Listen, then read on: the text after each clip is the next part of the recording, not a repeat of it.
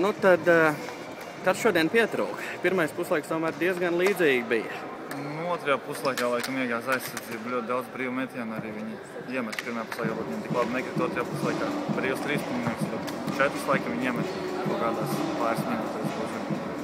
Cik tu pats esi fiziski gatavs un citādi spēlēt šodien 30 minūtes? Nu, es laikam nebiju bijis gatavs tikai pa daudz, varbūt, jo es mēnesi biju izlaidis tagad. Un varbūt kāds 5 treņus aizvadīs un jūtu, ka tā vasaras fiziskā bāze jau pazudus. Pirmajā puslaikā bija labāk, jutos uz otro, vairs neskrējās tik labi.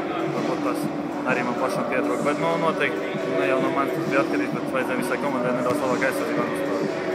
Kā tev ir šobrīd ar to veselību? Vairāk vai mazāk savest ir?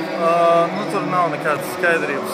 Pagaidām nebija īpaši pozitīva tā atbilde, bet tagad jauna pārbaude ir uztaisīta un apmēram pēc mēneša man jāiet. Man šeit tā kā iešūt tā kā kardiogrammas ierakstītāji, un tur viņš rāda visu laiku kāds rādījumus. Pagaidām man nekas nav bijis, un varbūt viņi vēl neatradīs līdz tagad, kas tur noticis. Bet tas stāvēs kādu pusgadu, un tad tā skaidrība varētu kļūt apmēram pa to laiku. Tad būs skaidrs.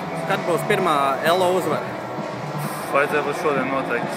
Es domāju, ka mājas zāle un augstskola derbijas bija šodien jāuzvar. Bet varbūt, kad visi pilns sastāvs Pīternieks nedaudz piedrūka. Un mēs ar katru spēli, man liekas, spēlējam labāk.